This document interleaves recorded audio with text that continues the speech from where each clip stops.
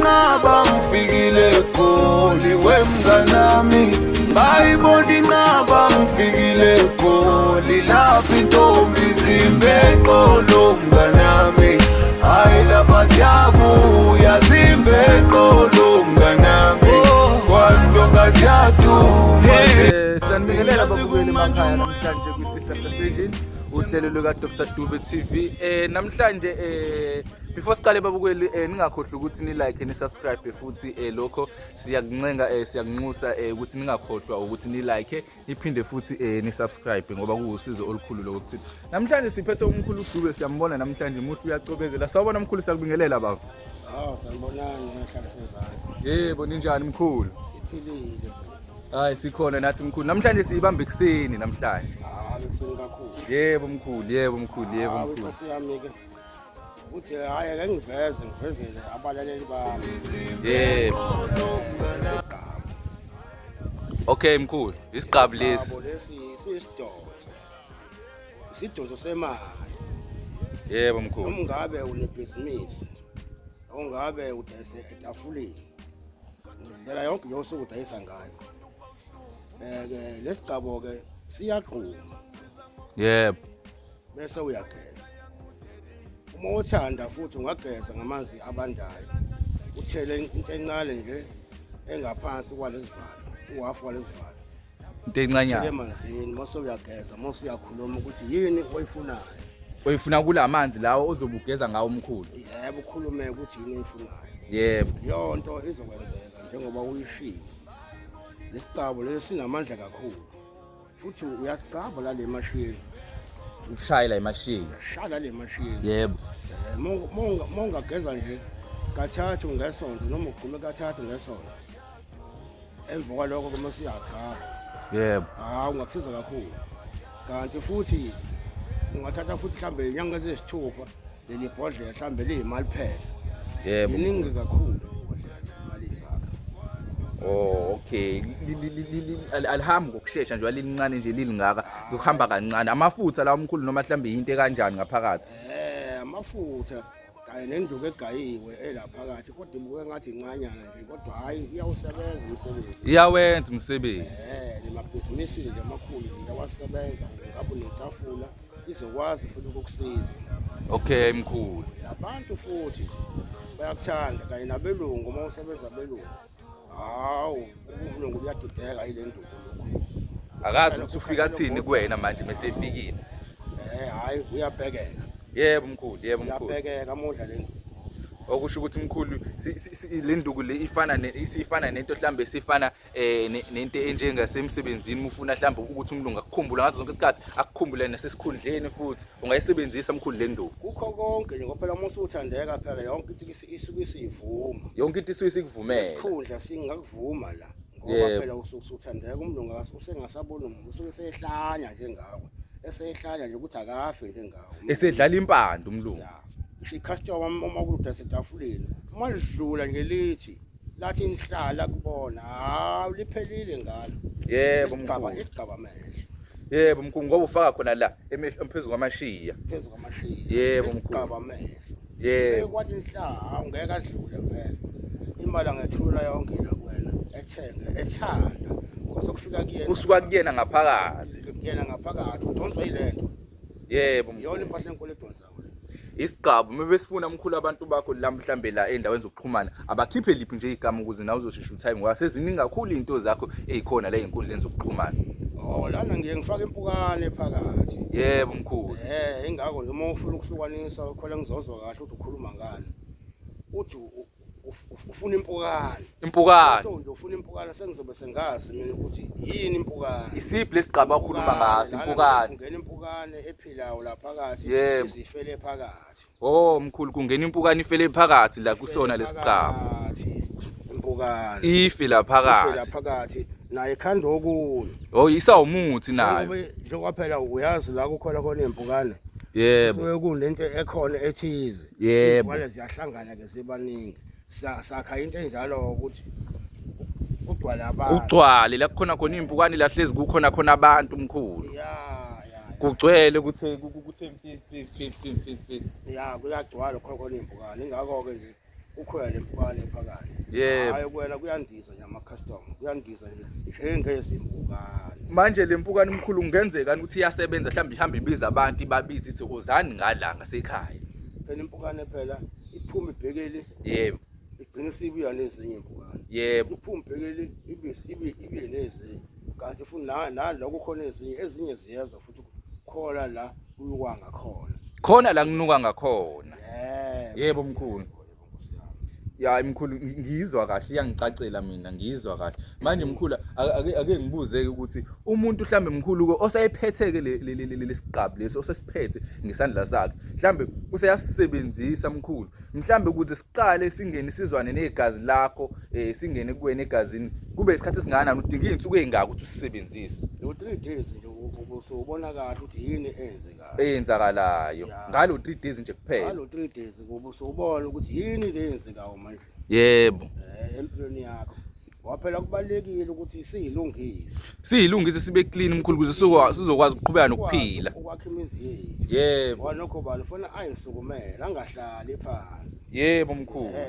Ngokuze ube nezingane zakho ukwazi ukuyizamela izinto kusukela khona lapho ngoba uyilungisa kodwa wena mohlala phansi nezingane zakho zoba njalo. Yebo mkhulu. Waphela moshipha intuthu uzala futhi izingane eshipha intuthu ngoba phela ibhadi liyakwazi kubo kwalo. Yebo mkhulu. Yebo. Moshipha intuthu uzala izingane eshipha intuthu. Yebo. Kanti uma ukwazi ukuyigilina nezingane zakho uzokwazi ukuyigilina. Ukuzama lokhu mkhulu. Ukuzama lokho. Yebo. Ngoba phela kuyenzeka ukuthi umuntu athi uyazala azale izingane eshipha intuthu. Yebo. Yini na? Akwazanga kuyisethe into zakhe zime kahle wazi wafikela ukuthi uyahamba emhlabeni. Ngoba phela uma unomeko owangenayo wena ufuna mawulapha. Yebo. Isikhathi ulapha lo meko ongene wena kuzobe usiyasinda wena. Yebo ulaphela nalabantu laba abazobazala abayizizukulwane. Okushuthi mkhulu unomeko mhlambe uchaza ukuthi mhlambe mkhulu kuyenzeka musu uzala ingane nayo lo ngane ibe neleyo nkinga le ecishe ifane naleyo nayo onyaweni lapho nawe uyaba nomeko wakho wena omuntu omdala ozala leyo ngane osuke unawo wena. Ingane iyaphuma nesifo saboma wa sabazali iphume naso siphume noma njengoba sinjalo. Mkhulu. Kodwa ngisho ukuthi zonke phela izifo kodwa ikhona into eyithathelana nayo ingane iziphume injalo nayo. Moshipha intuthu nengane yakho futhi nayo ishipha intuthu nayo. Yebo mkhulu. Hayi mkhulu ukuphila lokhu ukuzama impilo ukuqhubekela phambili. Yebo.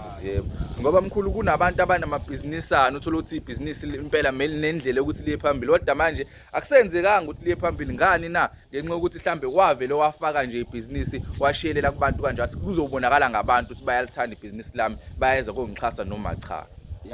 Funakele mkhulu kube khona enye into futhi enye oyizamayo encane njenganazo izinto ezinjengezibunge lezi iziqhabu lezi izinto zokudonsa ibhizinisi liye phambili likhuphuke mkhulu. Kunjalo. Yebo mkhulu. Ake ngibuze mkhulu lana mhlambe kukhona okunye ongiphathele kona ongangichazela kona mhlambe osakufihlile okuncane mhlambe ngelinye ilanga nje mkhulu ukuze kuzokwazi ukuthi ngidlalise indlebe kancane masihleli sibukela mhlambe nabalaleli futhi emakhaya bafuna ukuzwa ukuthi yinenye anayo mkhulu. Ikhona le nduku engiyiphethe la inhle kodwa hayi asibalaphe phela abantu ngoba phela abantu badinga ukuthi balashwe mkhulu. Balashwa abantu. Ikhona induku engiyiphethe la yenyawo ngqongqo. Ungathi uthi ufuna ibhizinisi kanti futhi uyagula futhi unenkinga ngeke ukwazi ukusebenza. Ukwazi ukukhuleka. Yebo mkhulu. Yebo. Noma uhamba bakubona abantu. Yebo mkhulu. Ukwazi uyalo uthanda ukuya khona. Manje le nduku yenyawo ke igayiwe nje iba impuphu. Yebo. Uyifaka la phansi kwesokisi. Yes. Phansi kwamasokisi. Mase ufaka wona ke ngaphansi ke. Ebusuku ke mesuthi ugqoka amasokisi ke akho mase uyalala.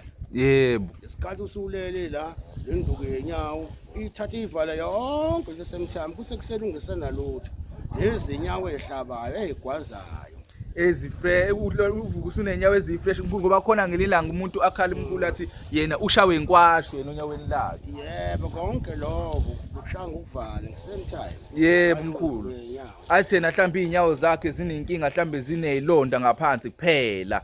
Yonke leyo. Athi umunye ziyaxebuka mkhulu into engashayeka leyo. Yonke lonto ilo muthi oyimpuphu ufake ngaphansi kwenyawo. Donse thatha ufake Emasokisini. Emasokisini. Masulala ebusuku. Usiyalala hawo. Wenza insuku engaki mkhulu ngalomuthi mangenzeka. Hayi yabona mngasuqedele kodwa ngosuku lokuqala uyeza ukuthi awukwazi kwamnandi. Khona into esithe kancane. Ngosuku lesibili losithathu usuqedela umsebenzi. Yebo. Yakwenza lo phela ukuthi into ingasheshe. Ihlale kahle nene ingene nakuwena egazini. Yebo mkhulu. Yebo. Hayi mkhulu siyabonga kakhulu Abamukeli kumele nje ngikukhombisa nje ukuthi isipili somkhovu. Yebo mkhulu. Hayi awungitshengise mkhulu ngibone. Yebo.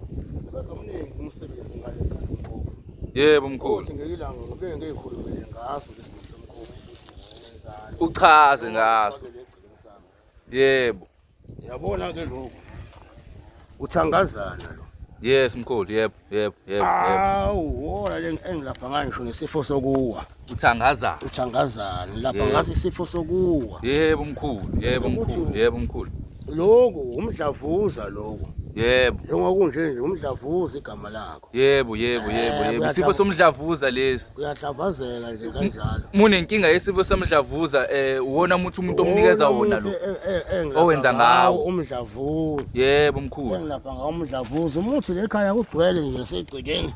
Okay mkhulu. Nokunye ngikuthatha khona legcikeni. La ufihle khona yasemashalofini la mkhulu. Amashalofini nami la. Yebo. Kancane. Yasetshenzwa mkhulu.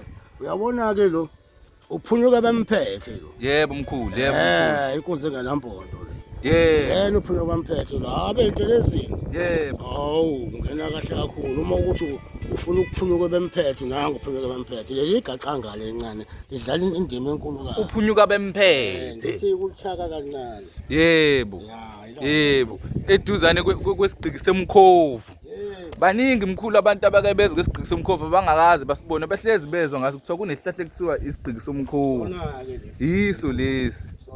Yebo mkhulu manje mkhulu ikhona mhlawumbe into oyenzela yona njengoba ubeka la eduzane kwasi isigqiki somkhovu lesi ikhona mhlawumbe into eyenzakalayo uma ubeka imithi yakho la ngaphansi kwesihlahla sesigqiki somkhovu. Ngeze ikhona makhona into engiyifunayo ngisheshe ngithole kalula. Uyithole kalula mkhulu hayi ngoba sekukhona okubi. Nokunye khona le. Yebo. Sakhomba ngophela kuye basengakhulu. Hayi mkhulu mkhulu. Babukele emakhaya ningakhohlwa ukuthi ni like niphinde ni subscribe leyo yena umkhulu uDube le. Ilona ikhehla lethu leli lisisindisayo siyaphila nje namhlanje ngenxa yalo. Sibonge kakhulu sobonana futhi nangesikhathi esizayo. Nisale kahle balaleli. Yebo. When I grow up, I wanted to become a journalist.